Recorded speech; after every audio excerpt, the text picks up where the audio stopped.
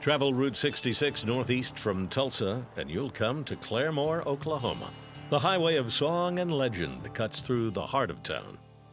And Claremore's hometown hero, Will Rogers, presides over all. In July of 1986, Frank Ross says goodbye to his relatives after a weekend visit.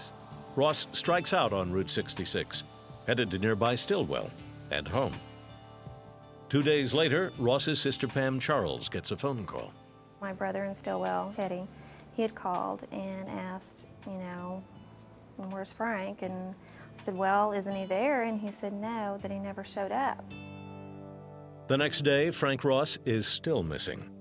Then his sister spots Frank's car, apparently abandoned in a Claremore parking lot. And then that's when we really started we knew that something was wrong. Detective John Cummings of the Claremore Police Department picks up the missing persons case. Cummings learns that the night Frank Ross disappeared, he spent time at Claremore's Tack Room Lounge. Some of the witnesses were able to place him back in the area of the bar where they were playing pool with a gentleman named Kent Hill, James Kent Hill. Apparently Mr. Ross had some cash on him and was buying a lot of drinks, and apparently he had bragged that he had a large sum of money on him. Pretty typical, two guys at a bar playing pool and bragging about who's the best. The man Frank Ross was last seen with, James Kent Hill, is a familiar face to Claremore police, with a record of several run-ins with the law. Witnesses tell police the two men left the pool hall together around 2:20 a.m. and drove off in Hill's Plymouth Duster. Detective Cummings drops by Hill's house to check out the story. Mr. Hill at first basically denied knowing who Mr. Ross was. Then he remembered, oh yeah, I did play pool with a guy, fits that description. Oh yeah, I did give him a ride, but I gave him a ride straight to a convenience store to buy a six-pack of beer, then I dropped him back off at his car, and that's the last I saw of him. After just a few interviews, investigators begin to find holes in Kent Hill's story. A local woman tells them Ross and Hill came by her house together around 3:10 in the morning, almost 40 minutes after Hill claims he last saw Frank Ross. Bob Powell works the case for the Oklahoma State Bureau of Investigation. So we knew he was lying to us about that. Kent was certainly a strong suspect. There wasn't any indication that there was anybody else involved in this. During their first interview with Hill, investigators noticed that his Plymouth Duster was banged up, the back bumper dented, the side mirror fallen off. He told us that about 2 weeks previous to that night that he'd been in rural Rogers County somewhere playing what he described as Dukes of Hazzard and lost control of his car and hit a tree and caused that damage. Witnesses from the Tack Room Lounge offer a different story, telling police that Hill's car was in perfect condition when he left the Tack Room Lounge with Frank Ross.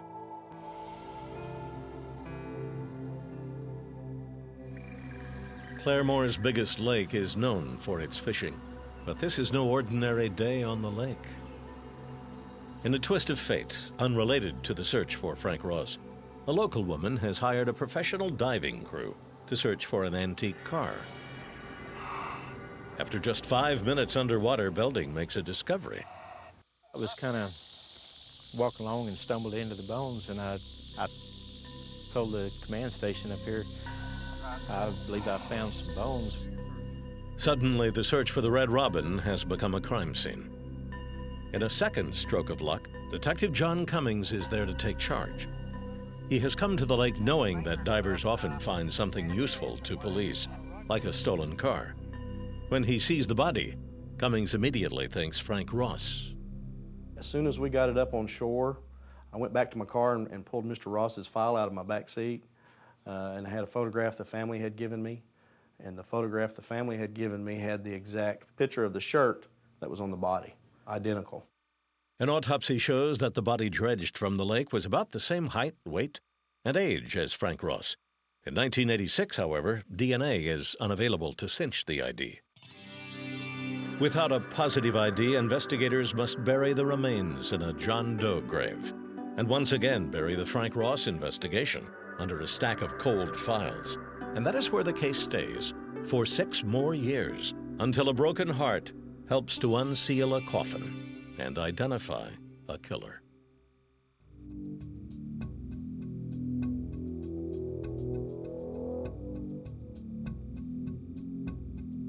The passage of time. It can be a cold case detective's best friend. Relationships change. Lips become unsealed. People talk.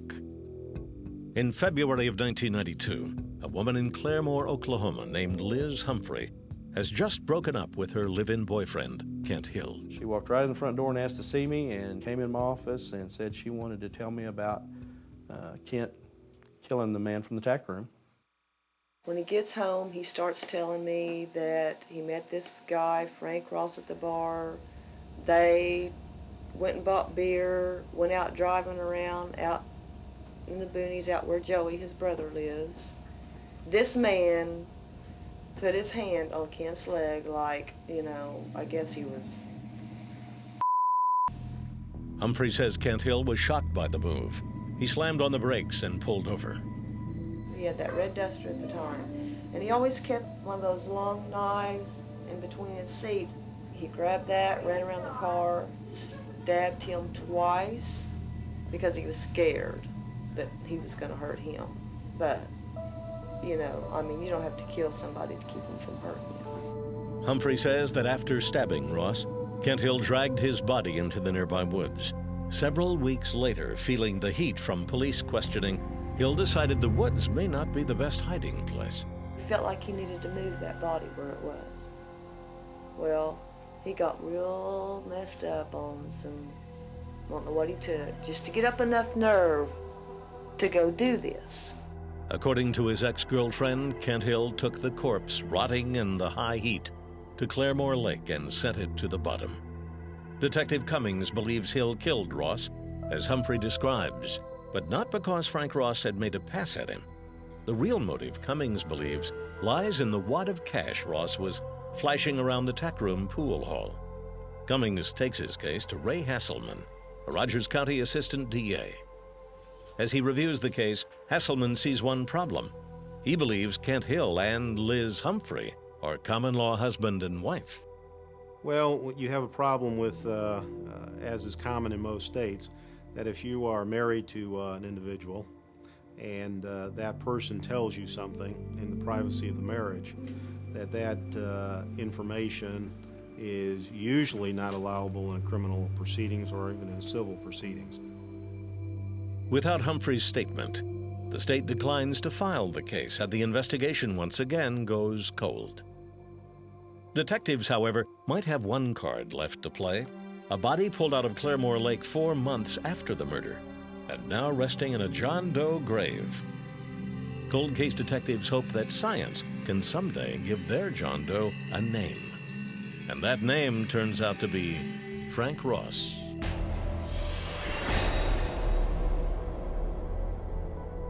On December 1st, 1993, 2 men with shovels begin to unearth what cold case detectives hope will be the clue to solving a murder.